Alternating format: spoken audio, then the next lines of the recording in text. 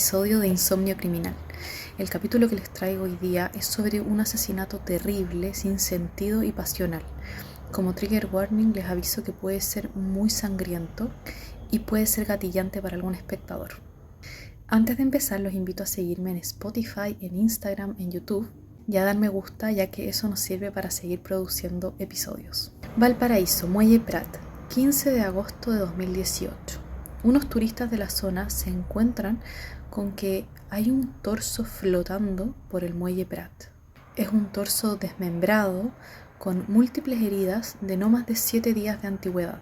Se da aviso y con esa información la Fiscalía ordena a la Brigada de Homicidios filtrar todas las denuncias de la zona por presunta desgracia, para así ayudar a identificar en el servicio médico legal la identidad del torso. Recién el 20 de agosto, el genetista del servicio médico legal logra dar con su identidad.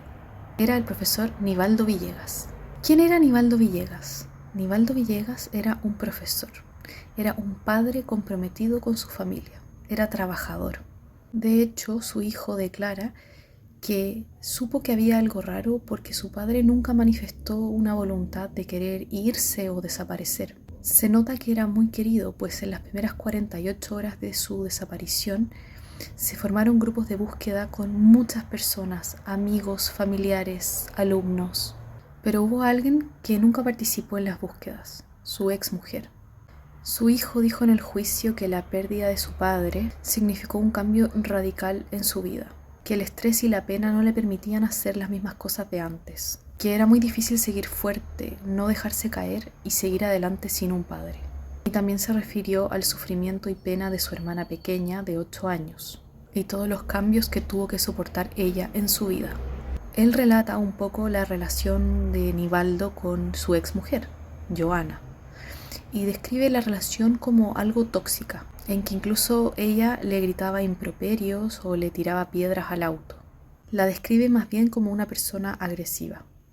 Era tanto lo que querían a Nivaldo y el vacío enorme que dejó su partida, que quedó un vacío gigantesco en la comunidad.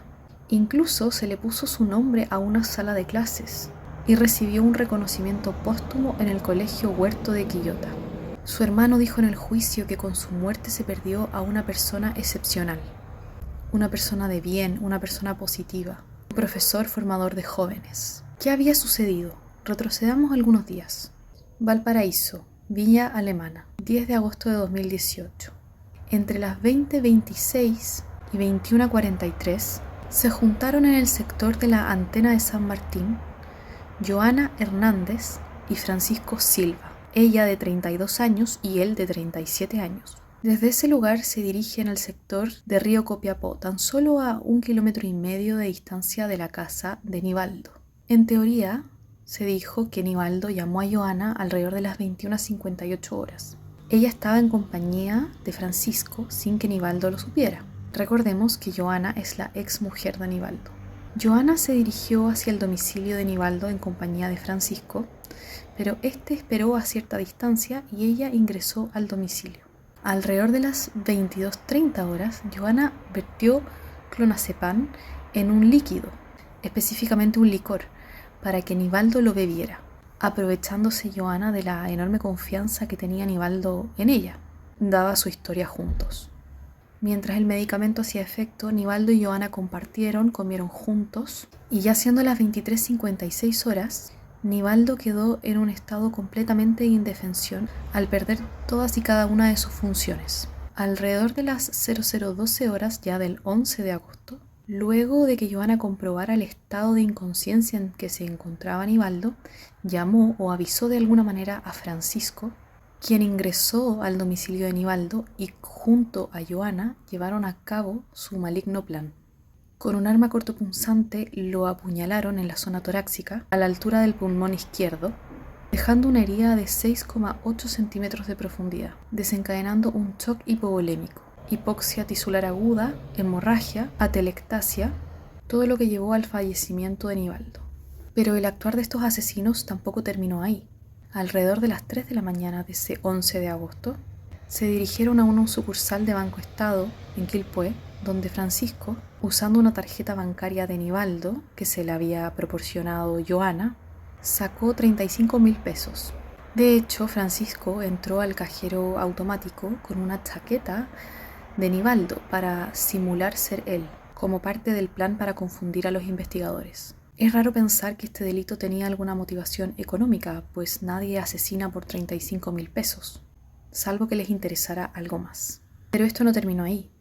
Luego, en una bencinera aprovecharon de comprar Coca-Cola y cigarrillos y se fueron a la playa con el fin de ocultar el cuerpo del delito y procurar la desaparición de Nivaldo. Lo desmembraron, cortando la cabeza y las extremidades superiores e inferiores. Y luego, para deshacerse de él, arrojaron el torso al mar, que luego, como ya sabemos, apareció en el muelle Prat el 15 de agosto de 2018, 4 días más tarde. Hay testigos que señalan que los vieron hacer una fogata, en ese momento sin saber por qué, pero hoy nosotros sabemos la razón. Fue para deshacerse de la evidencia, las restantes partes del cuerpo de Nivaldo. De hecho, durante la investigación se encontraron en los restos de fogata restos óseos, así como las llaves de Nivaldo. Según la teoría de la Fiscalía, este hecho fue fríamente planificado y calculado por Joana y Francisco. Francisco le envió 2 días antes a Joana una fotografía del frasco de clonazepam que usarían. Y en todo ese tiempo podrían haber echado pie atrás, pero no lo hicieron, acordando juntarse con Nivaldo el día 10 de agosto de 2018, en que ocurre lo que ya sabemos. De hecho, la planificación podría decirse que comenzó 7 meses antes. En febrero, cuando Joana y Francisco fueron al conservador de bienes raíces de Villa Alemana a verificar los bienes de Nivaldo. Y es ahí donde surge la posibilidad de considerar que este delito sí tenía una motivación económica detrás. ¿Cómo fue que los investigadores llegaron a Joana y Francisco? Cuando comenzó la investigación, inició centrándose en los cercanos a Nivaldo. Se interceptó el teléfono de su pareja actual, Paola, y en su teléfono había registro de otros 5 teléfonos, entre ellos el del hermano de Nivaldo, el de la ex señora de Nivaldo, Joana, y el de un sujeto de apellido Silva, Francisco. Con esta información se solicitó autorización judicial para ver el tráfico de llamada de estos teléfonos, entre ellos de Joana y Francisco. De inmediato saltó a la vista que el flujo de llamados entre Joana y Francisco no eran coincidentes con lo que ellos habían declarado, y eso obviamente llamó la atención. Ellos habían dicho que no habían tenido comunicación entre sí, pero eso era claramente una mentira. Esta mentira posibilitó pedir autorización judicial para hacer medidas más intrusivas, como por ejemplo revisar los teléfonos de los acusados. Y en el teléfono de Joana se encontraron 2 fotografías del 11 y del 10 de agosto que habían sido borradas y que mostraban a Nivaldo en estado de inconsciencia en su cama. En un principio la idea era aparentar un suicidio, pero algo salió mal. Quizás el clonazepam utilizado no fue el suficiente, por lo que lo apuñalaron y ya no pudieron seguir con la farsa del suicidio, decidiendo deshacerse del cadáver.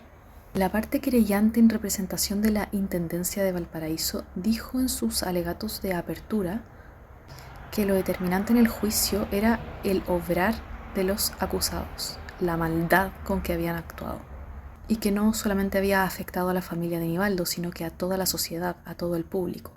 Y por otro lado, los abogados en representación de la familia de Nivaldo dijeron que el tema no era solo el homicidio, sino el hecho de desmembrar y arrojar al mar a su ser querido, y que eso había afectado la integridad psíquica de todo el entorno familiar, que todas las acciones que hemos comentado habían sido premeditadas y alevosas, dejaban en evidencia el nulo respeto por la vida de Nivaldo, y obviamente que solicitaban que se impusieran las penas más altas del ordenamiento.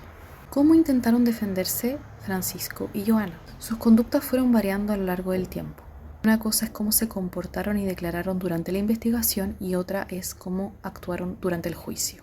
En el juicio, Francisco y su defensa desistieron de pedir la absolución y optaron por declarar y solicitar que ellos se tuviera en cuenta como una atenuante de la pena de colaboración sustancial con el esclarecimiento de los hechos. La defensa de Francisco dijo que la acusación era demasiado amplia y no se precisaba exactamente quién había hecho qué. que no podía decirse que tanto Francisco como Johanna ambos habían apuñalado o ambos habían drogado o ambos habían desmembrado a Aníbaldo, intentando decir que todo había sido orquestado por Johanna, que era Johanna la que tenía el dominio del hecho y que Francisco solamente había sido un encubridor cuando ayudó a ocultar el cuerpo. Más precisamente, Francisco comenzó pidiendo perdón a la familia y amigos de la víctima y también a su propia familia por el, nótese, error cometido. Dijo que declaraba porque su conciencia no lo dejaba tranquilo y porque era justo que la familia de Aníbaldo supiera cómo habían ocurrido las cosas. Dijo que la primera vez que declaró ante la PDI omitió cosas por instrucción de Johanna. Y ella dijo que se iba a encargar de confundir a la familia de la víctima y a la prensa. Dio a entender que él y Johanna tenían un juramento de estar siempre juntos y que él debía culparse de los hechos para que después ella lo esperara con todo listo para ser felices por siempre. Reconoció que la segunda vez que declaró en la PDI volvió a mentir, pero que de cierta manera intentó ayudar haciendo mapas en la playa para mostrar dónde había sucedido cada cosa. Dijo que Johanna en marzo de ese año 2018 había tenido una crisis de pánico e intento suicida y que había sido hospitalizada por eso, y que en esa situación, en ese contexto, había llegado un asistente social a decirle que su hija menor había quedado entregada al cuidado de Aníbaldo. Francisco dijo que en ese momento Johanna dijo que eso era una mariconada, que no iba a perdonar y que Aníbaldo iba a ver quién era ella. Dijo Francisco que cuando Johanna fue dada de alta siguió insistiendo con la idea de dar muerte a Aníbaldo, que de hecho le pidió que buscara sicarios, pero él no le tomó el peso y de hecho nunca buscó alguno.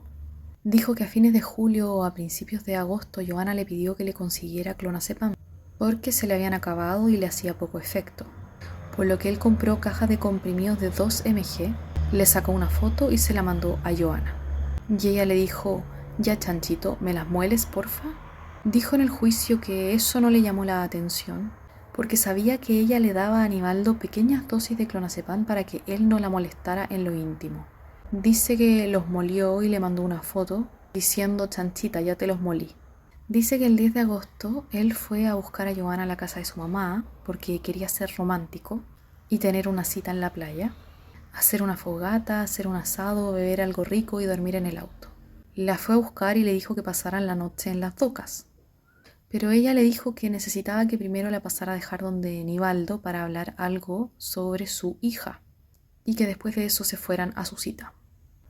Él accedió. Recordemos que esta es la versión que Francisco da de los hechos en el juicio.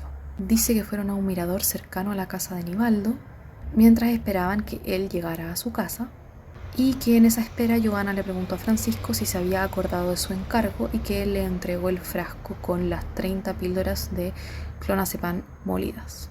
Dice que alrededor de las 22:30 horas dejó a Johanna a 2 cuadras de la casa de Aníbaldo y que la esperó, pero que se quedó dormido en el auto. Luego, a la 1 de la mañana, Johanna le mandó un mensaje diciéndole que estaba lista, que la fuera a buscar. Él se estacionó, pero al abrir la puerta vio que Johanna le hacía señales como para que se acercara. Y Francisco pensó que quizás Aníbaldo también quería hablar con él sobre la hija, ya que él a veces también compartía con ella. Johanna lo hizo entrar, sentarse en el primer piso y le dijo que tenía que contarle algo. Que había citado a Aníbaldo por su cumpleaños, el de ella, a una cena romántica, que le había dado el clonazepam y que le había cortado los brazos. Dijo entonces Francisco que él subió al segundo piso a ver lo que había pasado y que vio a Aníbaldo desnudo de la cintura para arriba, con varios cortes en el brazo, mucha sangre y un cuchillo enterrado en su pecho. Se acercó y al verificar el pulso se dio cuenta de que estaba muerto. Según Francisco, Johanna le dijo en ese momento que en un arrebato de rabia fue y le enterró el cuchillo. Él dijo que bajó a fumar, que no pensaba en nada y que le dijo: «Chanchita, está la cagada, no sé qué hacer». Y que Johanna, llorando, le dijo: «Chanchito, me has jurado que me ibas a apoyar en todo. No te acobardes, nos pusimos nuestras ilusiones. Ayúdame». Johanna entonces tomó la cabeza de Aníbaldo y le dijo: «Corta», y lo sacamos por partes. Francisco dijo que, bloqueado, enceguecido y enamorado, sacó el cuchillo del pecho y le cortó el cuello. Que estaba incómodo, pero que de todas formas bajaron el cuerpo al primer piso y que la acusada le ordenó cortar los brazos, pero que fue ella la que finalmente cortó los brazos. Y luego, mientras ella limpiaba, él fue a buscar bolsas de todo tipo y luego Johanna bajaba las cosas como ropa de cama, etc. y él las iba poniendo en bolsas. Y finalmente ella, Johanna, fue la que dio vuelta el colchón que estaba ensangrentado. Francisco dijo que en una bolsa iban los brazos y la cabeza. Dijo que Johanna le ordenó que fuera a buscar el auto, que pusieron las bolsas en el portamaletas y el cuerpo en los asientos traseros, y que Johanna bajó con una chaqueta de moto de color azul y le dijo que se la pusiera porque hacía frío. Dice que él le preguntó qué hacemos y ella le dijo que fueran a la playa de las Docas a deshacerse de todo, pero que antes necesitaba pasar a un cajero automático. Así que llegaron a un banco estado, ella le pasó una tarjeta, le dio la clave y le dijo que sacara dinero para benzina y otras cosas. Luego, camino a las Docas, pasaron por una bencinera en donde compraron cigarrillos y otras cosas. Dice que llegaron a la playa de las Docas y que en ese lugar había un cerro con una pendiente muy pronunciada, por lo que Johanna le dijo que se detuvieran en ese lugar y que ahí dejaran el cuerpo. Entre ambos tomaron el cuerpo y lo hicieron rodar por la quebrada. Francisco dijo que vio que cayó entre unos arbustos. Después bajaron a la playa con elementos para hacer una fogata y comenzaron a quemar cosas, partes del cuerpo, sábanas, ropa de cama. Dijo que de hecho, cuando sacó la bolsa con los brazos y la cabeza, miró a Johanna como preguntando ¿qué hacemos? Y que ella en forma despectiva le dijo que quemara todo. Francisco dijo que como una hora después llegó otro auto que se estacionó y se le acercó una persona a preguntar qué tal era la zona para pescar, y que Francisco intentó interponerse entre esta persona y la fogata como tapándola, y le respondió que era bueno para pescar en el sector de los roqueríos. Ya a las 7:15 de la mañana más o menos se fueron del lugar y él se fue a su casa, y estando ahí solo, Johanna le envió mensajes de WhatsApp preguntando o diciendo que estaba preocupada por Nivaldo porque no había llegado a dejar a su hija a la casa de su mamá, que era donde ella vivía. Dice Francisco entonces que ahí se dio cuenta que Johanna tenía todo planificado y que en realidad él la había ayudado y había sido utilizado por ella. Dijo que el 13 de agosto, fecha en la que todavía no aparecía el torso en Valparaíso, fue a ver a Johanna y ella le dijo que tenía miedo de la búsqueda que se estaba haciendo de Nivaldo y que tenían que volver a las Docas a sacar el cuerpo. Él no estuvo de acuerdo, pero después de discutir accedió, y el 14 de agosto volvieron a la playa de las Docas en el auto de su hermano, pues el de él estaba descompuesto, pasando primero a su casa a recoger guantes y un serrucho para después irse a la playa. Dijo que al llegar al lugar se amarró al auto y bajó por la quebrada, intentando romper algunas ramas para sacar el cuerpo, pero no pudo. Entonces Johanna le dijo que le cortara las piernas con el serrucho. Él, según él, accedió como siempre a sus peticiones, las cortó, las puso en bolsas de aseo y las subió de a una por la quebrada. Cuando estaba en la quebrada intentando finalmente sacar el torso, Johanna dijo: «Rájalo para que no flote porque lo vamos a tirar al mar». Dijo que no se atrevió, pero que con el serrucho intentó darle unos puntazos y que arrojaron las piernas y el torso al mar. Dijo que cuando lo detuvieron contó lo sucedido y que tuvo depresión y problemas psiquiátricos menores, y que su primer defensor le dijo que de eso se iban a agarrar para que fingiera que estaba loco, y que lo hizo en su afán de salvarse, y que de hecho su abogado le llevó apuntes de enfermedades psiquiátricas, esquizofrenia, etc. En su teléfono tenía fotos del clonazepam entregado a la acusada, Johanna, en que se ve incluso el proceso de molido de las pastillas, pero él siempre declara que no le llamó la atención que se las pidiera molidas y que sí sabía que eran para Nivaldo, pero no sabía en qué dosis ni cómo las iba a usar. Asimismo, Francisco aseguró que la primera vez que vio a Nivaldo, este ya estaba muerto, y esto es importante en su defensa para determinar si participó después del acto o concertado en el acto mismo. Él siempre insiste en que llegó a la casa, al segundo piso, directo a tomarle el pulso y verificar que estaba muerto. Ahora, se contrasta con una declaración anterior que él hace en que señala que él pelea con Nivaldo y que le hace un corte en el cuello y que Nivaldo seguía vivo y que después de eso Johanna lo apuñala. Pero él niega esa declaración y no se entiende muy bien por qué dijo eso si no era real. En el juicio insiste que no tuvo nada que ver con la muerte de Nivaldo y su participación solo fue posterior. Llama la atención que en toda su declaración Francisco insiste e insiste en que todo fue por instrucción de Joana, como si él no tuviese absolutamente nada de voluntad propia, que las mentiras que dijo en su declaración inicial ante la policía fueron por instrucción de Joana, cuando por ejemplo dice que se habían puesto de acuerdo para matarlo y fingir un suicidio. Aquí sale algo interesante. Él hace alusión al contrato de sumisa que menciona Joana, que ya lo hablaremos más adelante. Pero al final eso dice relación con que los dos culpan al otro de todo. En cuanto a Joana, su defensa solicitó derechamente su absolución. Criticó lo corta que fue la investigación, que si bien había harta prueba era de baja calidad. Dijo que ella no tuvo intención de dar muerte a Nivaldo y que por largo tiempo fue víctima de violencia de género por parte de Francisco. Dijo que ella tomaba medicamentos, entre ellos clonazepam, y que incluso había intentado quitarse la vida en marzo de 2018. Esto para decir que no necesitaba adquirir clonazepam de forma irregular si hubiese querido dar muerte a Nivaldo. Dijo también que la escena del crimen estaba contaminada. Cuestionó que los restos calcinados de la fogata fueran efectivamente de Nivaldo. Joana sostuvo en el juicio que fue Francisco el que apuñaló a Nivaldo y que dijo: "Este huevón despertó y le tuve que cortar el cuello". También dijo que fue Francisco el que quemó los restos mientras ella esperaba en el auto, nerviosa y preocupada, fumando. Ella declara en el juicio y señala la historia de cómo conoció a Nivaldo cuando este era su profesor en 2010. Tuvieron una hija y luego en 2017 empieza un romance con Francisco, pero lo cuentan e incluso Nivaldo lo sabe.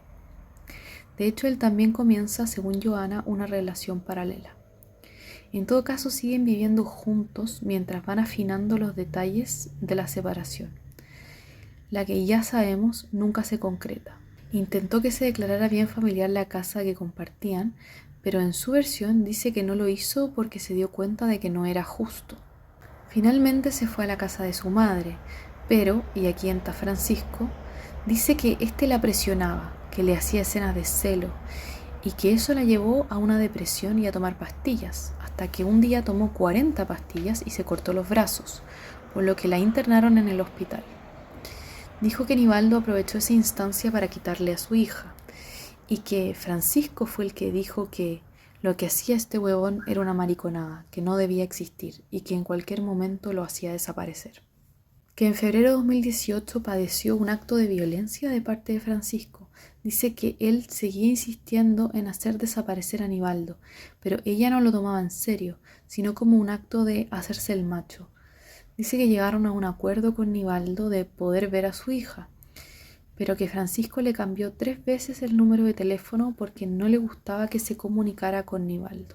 Joana afirmó que Francisco le hizo un contrato de sumisa y de esa forma le decía qué ropa usar, manejaba sus claves y la golpeaba. Pero dice que nunca lo denunció porque sentía culpa y sentía que lo merecía.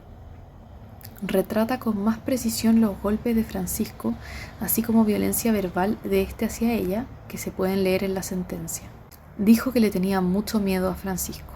Joana también dijo que para su cumpleaños, Francisco le hizo una gran celebración y al final le pasó un frasco con polvo y le dijo: "Este es mi último regalo, el camino a la felicidad", y que no preguntara nada, y que en la semana le daría órdenes y decir qué hacer. Así, el miércoles en la noche Francisco la llama y le dice: "Quiero que Nivaldo te celebre tu cumpleaños y estén los dos solos, que lo hieras", y sin preguntas, además le dijo cuál era el contenido del pote. Según ella, obedeció las órdenes de Francisco, le pidió a Nivaldo que le celebrara el cumpleaños el viernes, y ese día, cerca de las 9 de la noche, Francisco la fue a buscar donde su mamá. Ella misma se tomó 2 clonazepam para estar tranquila por órdenes del acusado. Este detuvo su auto cerca de la casa de Nivaldo. Le dijo: "¿Te acuerdas cuando intentaste separarte? Eso le va a ocurrir a este Weastancio", y que para eso era el pote de clonazepam molido.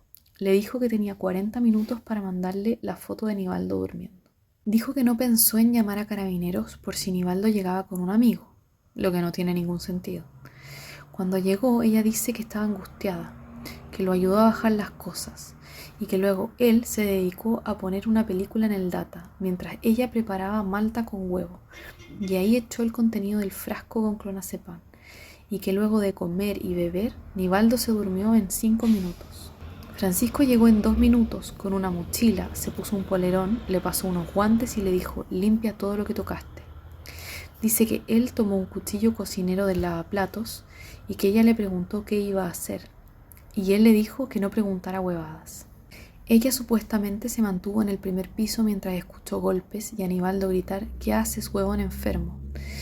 Después el acusado llegó lleno de sangre y ella le preguntó qué había hecho. Y él respondió que Nivaldo había despertado, así que le cortó el cuello. Dijo que aún se escuchaban los quejidos de Nivaldo, que Francisco subió y luego ella, y que vio un bulto envuelto con frazadas, y que le instruyó que limpiara todo con cloro mientras el acusado, Francisco, lo bajaba de la cama. Dijo que ella lloraba mientras limpiaba todo, que dieron vuelta al colchón, hicieron la cama con sábanas de polar, y que luego Francisco bajó las sábanas con sangre, fue a buscar el auto y le pidió que lo ayudara a subir a Nivaldo. Joana sigue describiendo lo que ya sabemos que pasó, pero siempre mencionando que ella estaba enormemente afectada y que Francisco actuaba fría y calculadamente, que incluso entre medio la golpeó, que se molestó de que Nivaldo tuviera tan poco dinero en su cuenta cuando se detuvieron a sacar plata, que el lugar para deshacerse del cuerpo lo eligió Francisco, que los materiales para hacerlo posible también los proporcionó él. Hay frases que supuestamente dijo él, que no voy a reproducir por respeto, pero eso está disponible en la sentencia de la causa que es pública. Señala que la fogata la inició el acusado y que ella solo estaba dentro del auto somnolienta por el clonazepam.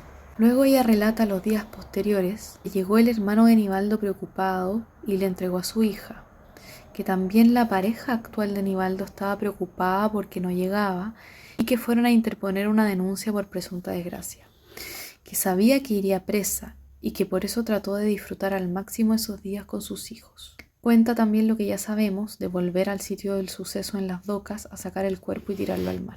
Ella también dice, ante la interrogación del fiscal, que mintió cuando declaró durante la investigación, que Francisco le dijo todo lo que tenía que decir y que cuando declaró en televisión el periodista guió todo lo que debía decir.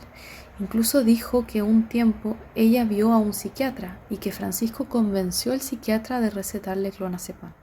Además de la declaración del hijo de Nivaldo que ya repasamos en que describe la gran persona que era su padre, declara Edson, su hermano. Cuenta desde su perspectiva la desaparición. El día de los hechos Nivaldo lo fue a ver con su hija, iban a tomar té y le empezaron a llegar mensajes al teléfono, por lo que comunicó que tenía una reunión en Quilpué y que dejaría a su hija allí e iría por ella al día siguiente a las 3. No se entiende muy bien en su relato, pero al parecer se refería a las 3 de la mañana. Alrededor de las 9 de la noche se fue y al día siguiente Nivaldo no llegó a buscar a su hija. Cada hora que pasaba eran más los familiares preocupados, hasta que decidieron ir a su casa en Villa Alemana. Al llegar dice Edson que se tranquilizó porque estaba la puerta cerrada y estaba el auto de Nivaldo con su tragavolante. Llamaron insistentemente sin respuesta, por lo que entraron por un ventanal y lo buscaron en ambos pisos sin resultado. Todo estaba perfectamente ordenado y limpio y nada llamaba la atención como olores extraños. Así que fue a la comisaría de Villa Alemana a interponer una denuncia por presunta desgracia. Decidió ir a ver a Joana, a quien saludó y le entregó las llaves de la casa de su hermano. Luego volvió a la casa de Nivaldo, pero todo seguía igual. Habló con unos vecinos, uno dijo que había escuchado ruidos la noche del viernes y otro le dijo que Nivaldo había sido amenazado unos meses atrás por Joana. Dijo que Joana con Nivaldo estaban en un periodo de cese de convivencia desde marzo de 2018 y antes de eso vivieron en la misma casa pero en dormitorios distintos. Dijo que ella manipulaba a Nivaldo. Explicó que la hija menor, hija en común con Nivaldo, hablaba con él en clave para referirse a Francisco, por ejemplo. Decían que cuando él iba a la casa había luz roja.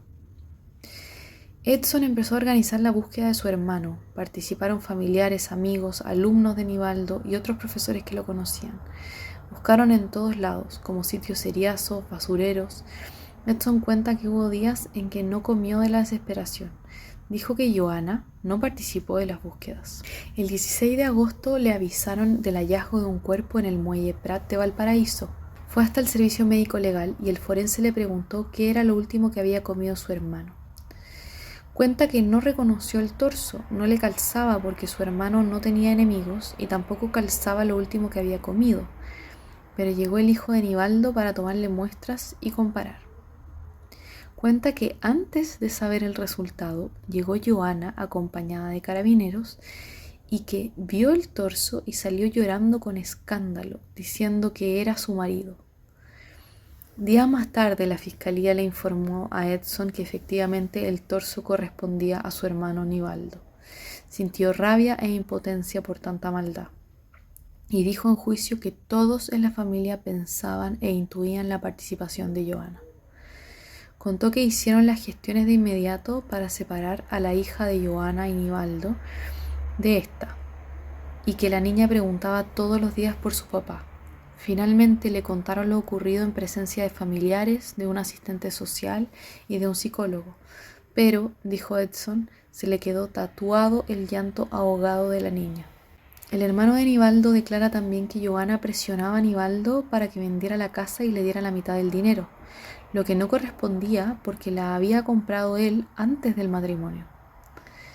Dijo que escuchó, de hecho, un audio en que ella decía que la propiedad la iba a obtener costara lo que costara y que los culiados de los Villegas no la iban a sacar de ahí.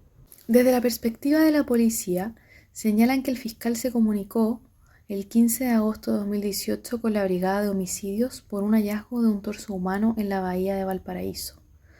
Los funcionarios fueron al patio posterior del restaurante Bote Salvavidas y en el interior de una bolsa contenedora de cadáveres había un torso de un hombre NN, de contextura atlética, piel morena, de una edad entre 35 y 50 años. Tenía 4 heridas punzocortantes en la parte anterior, amputación de las 4 extremidades desde la base y amputación y desmembramiento de la zona cervical, con cortes netos atribuibles a un elemento contuso dentado y otros cortes atribuibles a un elemento de filo agudo. Además, presentaba escoriaciones por fricción. Se pudo establecer que el desmembramiento de la cabeza fue una vez fallecido, toda vez que los vasos sanguíneos importantes del cuello no presentaban infiltración sanguínea. La herida letal fue una lesión a nivel del lóbulo pulmonar izquierdo con estallido de alvéolos. La policía hizo múltiples diligencias en las primeras horas, como búsquedas acuáticas y a pie, revisión de cámaras, empadronamiento de testigos, interceptaciones por ley de droga, todo sin resultados. Luego, el servicio médico legal llamó a la policía de investigaciones diciendo que había oído una mujer y había dicho que podía ser su marido. Y justamente cruzaron la información con que en Villa Alemana había desaparecido un hombre de 49 años llamado Nivaldo Villegas. Días más tarde la fiscalía le confirmó a la policía que el torso correspondía a Nivaldo. Comenzaron a investigar el entorno cercano y sus cuentas bancarias y supieron que Nivaldo tenía una cuenta vigente en Banco BCI y obtuvieron una mini cartola de movimientos de la tarjeta y se pudieron dar cuenta que el 13 de agosto a las 3 a.m. había un giro de 35.000 pesos, confirmando el banco que el giro había sido en realidad el 11 de agosto, pero que por un tema de desfase figuraba el 13.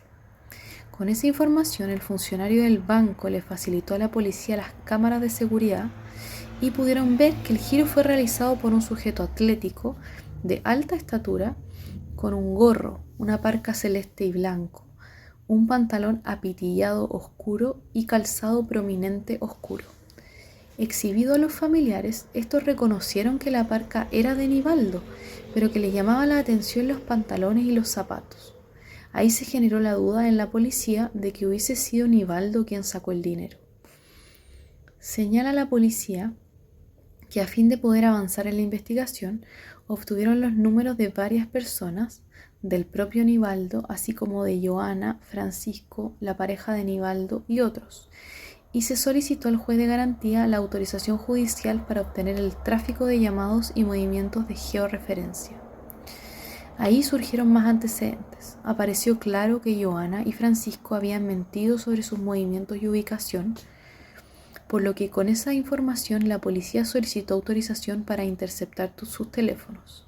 Asimismo, se solicitó oficiar a todas las compañías para verificar el tráfico de antenas de distintas calles y sus alrededores. Las declaraciones de los acusados del 17 de agosto no coincidían con el tráfico y celdas de llamadas registradas. La información daba cuenta de que habían estado juntos en horas previas a la desaparición de Nivaldo en Villa Alemana y luego juntos en Laguna Verde y luego de regreso a Villa Alemana. Además, desde el teléfono de Johanna se rescataron 2 capturas, una en que se observaba a Nivaldo con la boca entreabierta y restos de alimentos, lo que se condice con el informe de necropsia que dio el resultado de contenido estomacal, y la segunda imagen se observa a Nivaldo boca arriba en una cama en su dormitorio de su domicilio. Con todo lo recopilado se pudo reconstruir los hechos como ya lo sabemos. Nivaldo fue donde su hermano, luego a su domicilio sin decirle a nadie con quién se iba a juntar, porque la relación de Nivaldo con Johanna no era bien vista o aceptada en su familia, y que por eso había dicho que iba a una reunión en Quilpué. Llegó a su domicilio pasadas las 22 horas, puso el tragavolante que indicaba que no saldría más, y en su casa compartió con Johanna, consumieron sushi y alcohol, y en esas circunstancias hubo acciones violentas que generaron el deceso de Nivaldo y su traslado a la parte alta de Laguna Verde.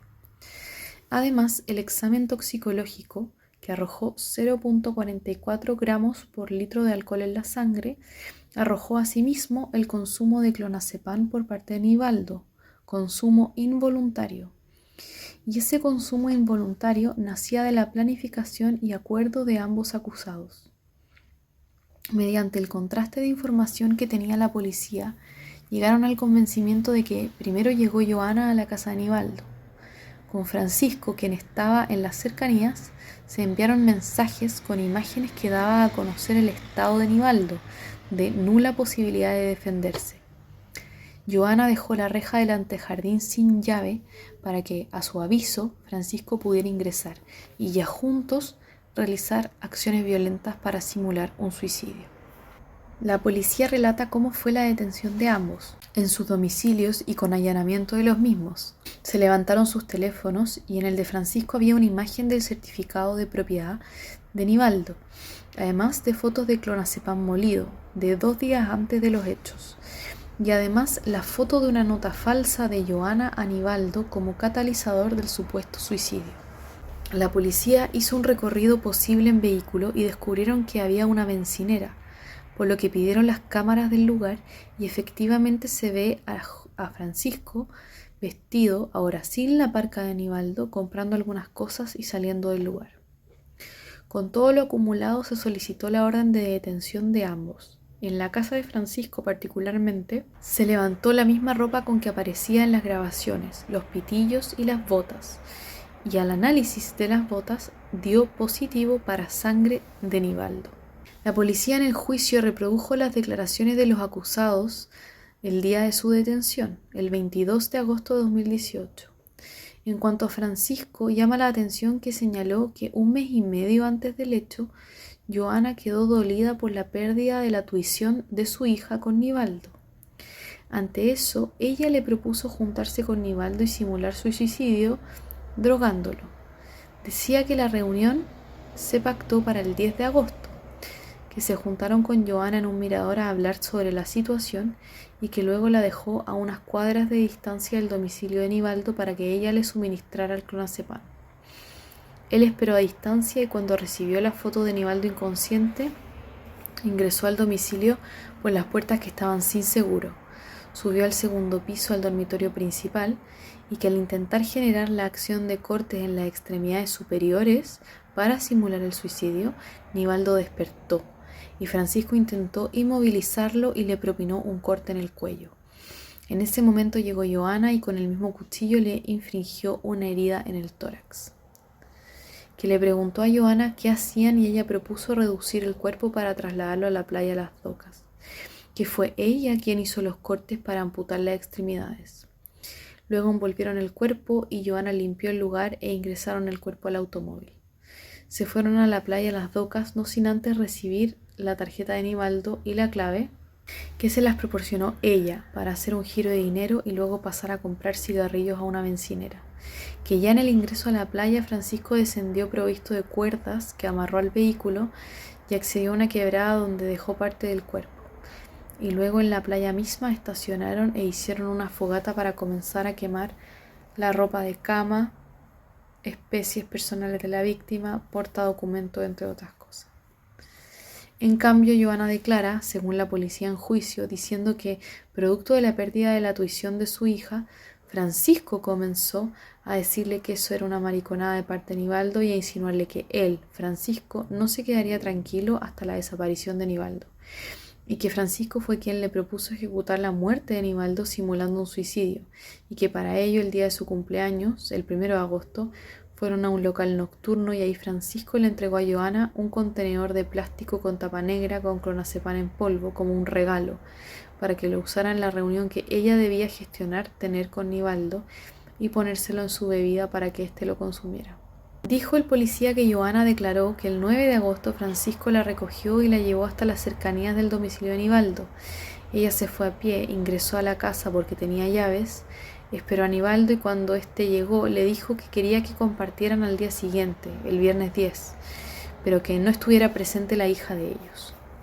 Nivaldo accedió y al día siguiente la acusada llegó al domicilio de la víctima alrededor de las 22:30 y a las 23:58 llegó Nivaldo con sushi y malta con huevo.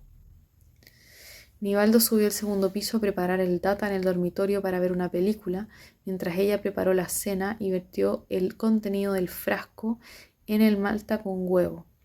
Subió, compartieron, cenaron y Nivaldo empezó a perder la coordinación y quedó inconsciente. Que sacó una foto y la envió a Francisco conforme al plan, quien estaba cerca, y entró y subió y le dijo a Johanna que lo esperara abajo, en el primer piso, por 30 minutos. Que ella habría escuchado la voz de Nivaldo decir ¿qué estás haciendo aquí? Y luego silencio, y que minutos más tarde bajó Francisco empapado en sangre, y que explicó que Nivaldo había despertado por lo que lo tuvo que agredir, y que luego lo trasladaron al sector de Laguna Verde, como ya sabemos. El policía declara que fueron a la casa de Nivaldo, tratada como sitio del suceso, en compañía de peritos de criminalística, que sabían que la nueva pareja de Nivaldo había estado en la casa en el intertanto y que lo único que le llamó la atención fue que había un vaso quebrado. Oscurecieron el domicilio de forma total y aplicaron un reactivo para revelar evidencia, pero no hubo resultados positivos salvo por el colchón que habían dado vuelta a los acusados.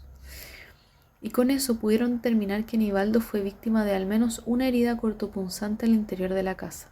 Se le exhibió una foto al policía del auto usado para cometer el delito, que era del hermano de Francisco, quien colaboró con la investigación, y en dicha foto, en el maletero, se ve la iluminación positiva para sangre. El policía dice algo importante que difiere un poco de lo narrado por los acusados, que es que las acciones de reducir el cuerpo, es decir, desmembrarlo, tuvieron que haber ocurrido afuera del domicilio atendida la falta de evidencia al interior que fuera consistente con la cantidad de sangre, y además que la hipótesis del cuchillo de la cocina no era compatible. Dijo también que se hizo un rastreo en la zona de las docas y se encontró una sábana grande de género empapada en sangre.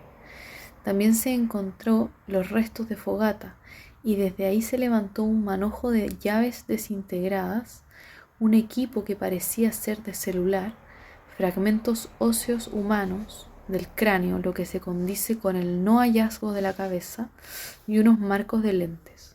Cuando se perician las llaves, efectivamente una era de la casa de Nivaldo y la otra era del lugar donde éste hacía clases. En el contrainterrogatorio, obviamente se cuestionó la contaminación del sitio del suceso principal, la casa de Nivaldo, pues desde que desapareció hasta que se hizo la prueba con luminol, pasó mucha gente por el lugar. Pero se afirmó que si bien ingresó gente a la casa, el segundo piso quedó resguardado. En los contrainterrogatorios a la policía surgen ciertos datos interesantes. La sábana encontrada en la quebrada tenía sangre de Nivaldo, corroborado científicamente. Otro dato es que por la concentración de clonazepam en el cuerpo se podía calcular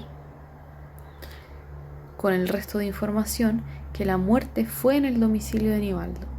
Y como otro dato, también se puede decir que nunca se encontró el arma homicida. Declara una teniente de la Armada que fue quien recibió el llamado al 137 informando que había un torso flotando entre el dique y la boya dentro de la poza de Valparaíso. Comenzaron una búsqueda hasta que dieron con el torso, informaron al fiscal y este ordenó la concurrencia de la brigada de homicidios y que luego se entregó al servicio médico legal. Esta teniente hizo un informe de las marejadas y vientos a fin de poder determinar de dónde venía el torso y se pudo establecer que el cuerpo venía de sur a suroeste. Interesante también es la declaración de una funcionaria de atención al público del conservador de bienes raíces de Villa Alemana. Ella afirmó que concurrió Johanna preguntando por una propiedad a nombre de Nivaldo y que lo que más le llama la atención es que esa concurrencia fue después de los hechos. Y dice que Johanna se pone a llorar en el lugar y la testigo señala algo interesante, que se pone a llorar y sollozar en presencia de personas que le dieron el pésame, pero que luego se volvió hacia ella y en sus ojos no había lágrimas. También declararon los testigos que vieron a los acusados haciendo la fogata en las docas el sábado de la madrugada. Uno de ellos dice que él había ido a pescar con un amigo, que se perdieron hasta que lograron llegar a la playa, pero que en la cima del cerro se veía una fogata de considerable tamaño, de 3 metros de altura. Pensaron que era un grupo de pesca, por lo que alumbraron hacia allí y se bajaron del auto. Se acercaron y vieron un vehículo azul Chevrolet y al lado de la fogata, alimentando el fuego, un hombre de contextura gruesa y alta estatura, y en el asiento de copiloto con la puerta abierta había una mujer. Dijo que el hombre posicionaba con mucha energía lo que estaba quemando y que trabajaba el fuego con intención de que todo se consumiera. El amigo se acercó a preguntarle si era un buen lugar para pescar y les llamó la atención que a la pregunta por la fogata tan grande, el hombre, que era Francisco, dijo que era un día frío. Después dijo que ahí no era adecuado para pescar, pero ellos prepararon las cañas e implementos y vieron que la mujer se bajó y besó al hombre y que actuaban extraños, siempre parecía que les daban la espalda. Ellos se fueron a pescar hasta como las 7 de la mañana y al volver, Johanna y Francisco ya no estaban, pero ellos se acercaron a la fogata para calentarse, aunque ya estaba más apagada, y pudieron ver cosas extrañas, como por ejemplo, restos de recipientes de sushi y en el fuego un cuchillo de hoja importante tipo carnicero. El testigo dijo que tomaron fotos y luego, con lo mediático del caso, cuando se detuvo a los acusados, pudo reconocerlos y se acercó por iniciativa propia a la policía a declarar y a aportar lo que sabía, como por ejemplo la descripción de los sujetos. Declara también su amigo. Llama la atención que declaran que el acusado lanzaba mantas y otras cosas de tela para alimentar más el fuego, y asimismo describen que el olor era muy fuerte, raro, que hacía picar la nariz. La declaración de ellos es importante por un detalle: el beso y abrazo de Johanna a Francisco. No se aprecia rechazo por parte de ninguno de los dos hacia el otro, y con ello se cae la teoría de ambos en orden a decir que el otro lo manipulaba, que había una especie de violencia, que habían hecho esto obligados por el otro, porque según estas dos declaraciones podemos pensar que eran una pareja enamorada concretando un plan maligno. En mayor detalle declara el policía a cargo de la información tecnológica de extracción de tráficos telefónicos así como de multimedia. En ese sentido, con su trabajo es como se logra la cronología de todo lo que ya sabemos y el posicionamiento de los celulares el 10 de agosto en la noche y el 11 de agosto en la madrugada. Llama la atención la obtención de fotos de las que ya sabemos su existencia, como las de Nivaldo inconsciente, que habían sido borradas del teléfono de Johanna, y también el seguimiento de antenas, lo que los pudo ubicar juntos en los momentos en que lo estuvieron, como por ejemplo en todo el traslado de Villa Alemana a las docas. Se encontró también, por ejemplo, una foto de clonazepam molido con un fondo de ropa de cama de color verde y llamativa, que era la misma en que aparecía Francisco en una selfie de un tiempo antes, todo obtenido de su teléfono. Ello acreditaba que la foto de clonazepam la envió Francisco a Johanna y no al revés. También se encontró una nota que ya mencioné como parte del plan para simular el suicidio, que ahora detallando podemos decir que decía lo siguiente: Nivaldo, Por favor, no me llames diciendo que regrese contigo y que te vas a hacer daño. Estoy agotada de tus manipulaciones. Sabes que estoy feliz con Fran, que me llena y me ha dado todo lo que como hombre y padre no supiste llenar. Los niños lo respetan y él se ha ganado su cariño, cosas que tú no hiciste. Asimismo, también había en el teléfono de Francisco un documento del conservador de bienes raíces de Villa Alemana en relación a un inmueble de Nivaldo. Todo esto da cuenta de una gran premeditación. Dentro de la prueba en el juicio también declaró el químico farmacéutico del Servicio Médico Legal, que analizó distintos fluidos y afirmó que de los análisis estos dieron positivo para clonazepam. Explica que dicho medicamento es un depresor del sistema nervioso central por su mecanismo de acción. Además, al ser consultado por el fiscal, señaló que 10 comprimidos de 2 mg es una dosis o concentración tóxica y que esa concentración tóxica y alcohol podría provocar la pérdida de conciencia e incluso llegar a un coma. Explicó que daba igual si se consumían como comprimidos o disueltos en términos de su efecto. Sí aclara que en su informe y con su análisis no puede decir cuántos comprimidos se tomó Nivaldo, sino que simplemente que para alcanzar la dosis que aparecía en los análisis se requería al menos 10 comprimidos de 2 mg. En resumen, su conclusión siempre fue que se trataba de una dosis tóxica, no letal, pero que en ese supuesto de dosis tóxica la persona, pasado unos 20 minutos, se vería incapacitada de defenderse de manera normal y pasado 40 minutos estaría ya inconsciente e incapacitada totalmente para defenderse. El médico legista declara sobre sus diligencias. Él hizo la autopsia al torso masculino. A nivel dorsal no presentaba lesiones. En cambio, a nivel anterior abdominal presentaba algunas. Tenía desarticuladas las 4 extremidades y la cabeza. Los miembros superiores estaban desarticulados a nivel del hueso humeral y escápula, con 2 huesos cortados con elemento tipo sierra. Y el resto de los tejidos blandos, piel y músculo fue cortado con un elemento con filo, similar a un cuchillo. A nivel de miembros inferiores, el derecho estaba desarticulado en la articulación coxofemoral y el izquierdo presentaba un corte a nivel del cuello del hueso femoral, realizados con un elemento tipo sierra, y tejidos blandos con un elemento filoso. Señaló que los bordes tenían características microscópicas de no vitalidad, lo que significaba que los cortes fueron hechos con la persona ya fallecida. Se analizó el contenido del estómago y se pudo concluir que la muerte fue 1 o 2 horas post-ingesta. En cuanto al examen traumatológico, el torso presentaba 4 lesiones, una principal y 3 secundarias. La principal fue una herida cortopunzante de 44 milímetros de longitud en el hemitórax izquierdo, a 2 centímetros de la línea media y a 26 centímetros de la línea umbilical horizontal. Esa herida presentaba un ángulo agudo hacia arriba e izquierda, una profundidad de 6,8 centímetros y una trayectoria de adelante a atrás, de abajo a arriba y de derecha a izquierda. Esta lesión penetró la cavidad pleural y lesionó el lóbulo superior del pulmón izquierdo. Además de las otras 3 que determinó que eran superficiales, había otras lesiones no vitales por arrastre.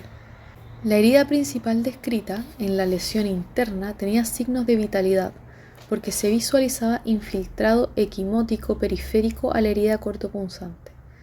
Esta herida fue provocada en vida y ello se comprobó científicamente, y la causa de muerte por ende fue shock hipovolémico debido a hipoxia tisular aguda, hemorragia y atelectasia pulmonar por herida de arma blanca, compatible con la intervención de terceros.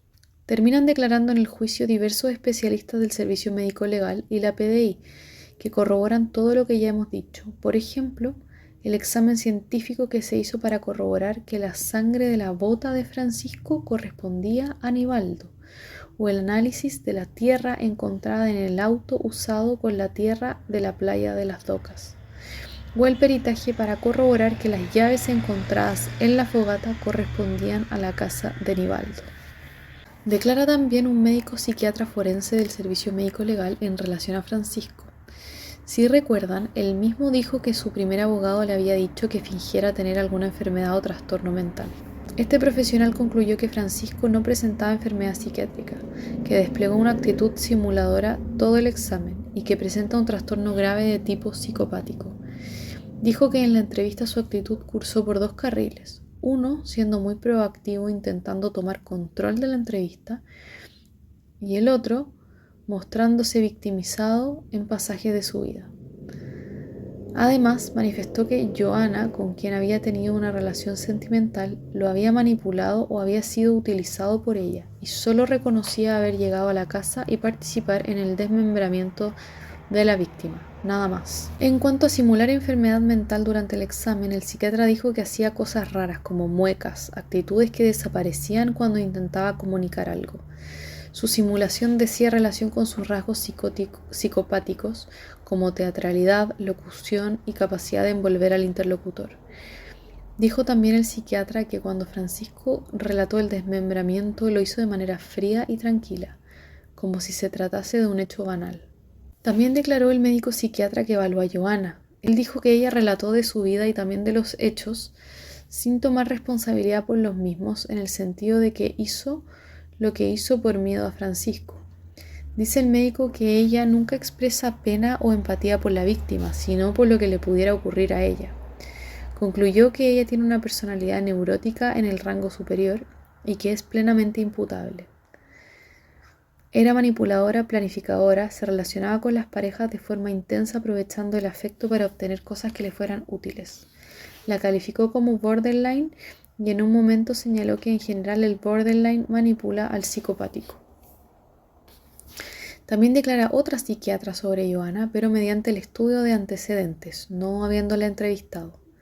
Señala que en cuanto a la relación con Nivaldo, el relato de ella es contradictorio, puesto que decía que la relación era buena, pero que tenía aberraciones sexuales, que trataba mal a un hijo de ella, entre otras cosas. Dijo que en 2014 compraron un terreno juntos en Villa Alemana y se fueron a vivir con los 3 hijos. Y dice que en 2016 aparecieron problemas que eran de exclusiva responsabilidad de Nivaldo, que ella reaccionó con crisis de pánico e internación en el hospital, lo que llevó a Nivaldo a tramitar la tuición de la hija que tenían en común. Y ella se fue donde su madre y estableció la relación con Francisco. Aquí nuevamente describe la relación con contradicciones, diciendo que era una buena relación, pero que él la golpeaba. Concluye que la acusada no tiene ninguna enfermedad con alteraciones del lenguaje, el pensamiento y la inhibición psicomotriz, como por ejemplo la depresión. Señala que en cuanto a lo cualitativo, se aprecia una persona con conducta colaboradora, fluente, inteligente, sin alteraciones de la lógica cotidiana, sin ideas delirantes, con gran tendencia a demostrar características negativas de los sujetos que la rodean, sin mostrar capacidad crítica. Veía con nitidez los errores de los otros, era víctima y no tenía responsabilidad en los conflictos. Verbalizaba de tal forma de omitir, tergiversar o administrar información de otras personas, o sea, instrumentalizar a los demás para obtener beneficios para sí, sin empatía y de personalidad egocéntrica. Dice que la observó lúcida, con conciencia plena de lo que hacía y orientada en el espacio y tiempo, que su llanto parecía falso, que cualquier enfermedad psiquiátrica o esquizofrénica no era compatible con su forma de actuar y aparecer, que su juicio de realidad no tenía ninguna alteración, su manera de procesar emociones era pobre y que identificaba un número exiguo de emociones en ella, salvo la rabia. Señala que era una persona en condiciones de planificar y llevar a cabo un homicidio. El tribunal tuvo por establecido los hechos que ya sabemos, en concreto que el 10 de agosto de 2018, alrededor de las 22:30 horas, Nivaldo y Johanna se reunieron en el interior del inmueble de este en Villa Alemana, que Johanna, aprovechándose de la confianza de Nivaldo, le suministró una cantidad importante de clonazepam, sustancia que Francisco le había entregado en forma previa conforme al acuerdo existente entre ambos para darle muerte. De esta forma, aproximadamente a las 23:56, una vez que el medicamento hizo efecto, Nivaldo quedó en completo estado de indefensión debido a la pérdida de sus funciones nerviosas, que alrededor de las 00:12 horas, Johanna, al comprobar que Nivaldo continuaba en ese estado, dio aviso a Francisco, que esperaba a cierta distancia. Enseguida este ingresó al domicilio y de manera conjunta con Joana, conforme a lo convenido y sin que Nivaldo pudiera oponer resistencia alguna, le infirieron una herida cortopunzante en la región torácica que le perforó el lóbulo del pulmón izquierdo y desencadenó un choque hipovolémico, hipoxia tisular aguda, hemorragia y atelectasia pulmonar, todo lo que causó su muerte. Más tarde, a las 3:01, ambos acusados se trasladaron en automóvil a la sucursal de Banco Estado en Quilpué, momento en que Francisco, vistiendo una chaqueta de la víctima, ingresó hasta el cajero automático y giró la suma de 35.000 pesos con cargo a la cuenta de Nivaldo, usando la tarjeta y clave que Joana le había suministrado. Luego, a fin de evitar el descubrimiento del delito, ambos trasladaron el cuerpo al sector de las docas, donde hicieron desaparecer parte de la evidencia y arrojaron al mar el torso de Nivaldo, el que fue encontrado el día 15 de agosto de 2018, flotando en el sector del muelle Prat de Valparaíso. El tribunal se hace cargo de la gran discusión sobre la que giró el juicio. ¿Quién dio muerte a Nivaldo y bajo qué circunstancias? Ambos acusados, Joana y Francisco, se abocaron en culpar al otro. Dice el tribunal que la abundante y contundente prueba de cargo, recabada en una investigación digna de destacar por su pulcritud y efectividad, echó por la borda los esfuerzos de las defensas, pues quedó claro que ambos actuaron mancomunadamente y de consuno en el asesinato de Nivaldo. Al tribunal le llama la atención, igual que a todos, por ejemplo, que Joana reconociera el torso antes de que estuvieran listos los resultados de ADN, y que ello lleva a Edson, el hermano de Nivaldo, a sospechar sobre ella desde el inicio. Asimismo, le dio bastante importancia el tribunal para acreditar el actuar conjunto al hecho de que no solo estuvieron ambos en el domicilio de Nivaldo, sino que también estuvieron juntos en el traslado a las docas, y también la información de envío y recepción de fotografías y la georreferenciación de los teléfonos de ambos, y el avistamiento de ambos acusados juntos por parte de los testigos que fueron a pescar a la playa. Es interesante que la defensa de Francisco señaló que él ingresó al domicilio cuando Nivaldo ya estaba fallecido, pero el tribunal tuvo aquello por desacreditado, toda vez que se pudo establecer científicamente por los médicos legistas la hora del fallecimiento en contraste con el ingreso de Francisco al domicilio, y ello por el horario de las fotografías. La muerte se produjo con ambos acusados al interior del domicilio. El tribunal admite que no se sabrá jamás quién de los dos dio la puñalada mortal. Ambos acusados se endosan mutuamente esta acción, pero no es relevante para el juzgador, porque todo es un conjunto de acciones buscadas desde un inicio en un trabajo común. Además señala que no hay duda que ambos acusados actuaron de principio a fin con clara conciencia y voluntad de querer asesinar a Nivaldo. El tribunal destaca además los conocimientos de ambos al ser los dos técnicos en enfermería. Descarta el tribunal cualquier enfermedad mental o posibilidad de que hayan actuado inducidos o manipulados, gracias a la declaración de los peritos en el área. En cuanto a las declaraciones que prestaron Joana y Francisco en el juicio, el tribunal dice que los acusados durante el proceso dieron distintas versiones, todas tendenciosas y acomodaticias, siempre buscando desligar su responsabilidad en el otro, y que pese a ello ninguno dice la verdad. Dice textual la sentencia: las aseveraciones de los acusados no son más que un puñado de mentiras y ardides que no tienen ningún sustento en los hallazgos del sitio del suceso y en la prueba científica. Por ende, no se les concedió la atenuante de colaboración sustancial al esclarecimiento de los hechos. Finalmente, se condenó a Joana por el delito de parricidio y a Francisco por el delito de homicidio calificado por alevosía. Para determinar a cuánto condenarlos en concreto, el tribunal repasa la extensión del daño causado, principalmente mencionando lo buena persona que era Nivaldo. Dice: se cegó la vida de un ser humano joven, con toda una vida por delante, y que la muerte del profesor Nivaldo ha generado una pérdida irreparable que amerita un castigo proporcional, y en circunstancias tan inhumanas que han causado gran conmoción por la crueldad empleada. El daño a nivel nacional y también a nivel familiar es profundo, señalando que se perdió a un ser humano excepcional.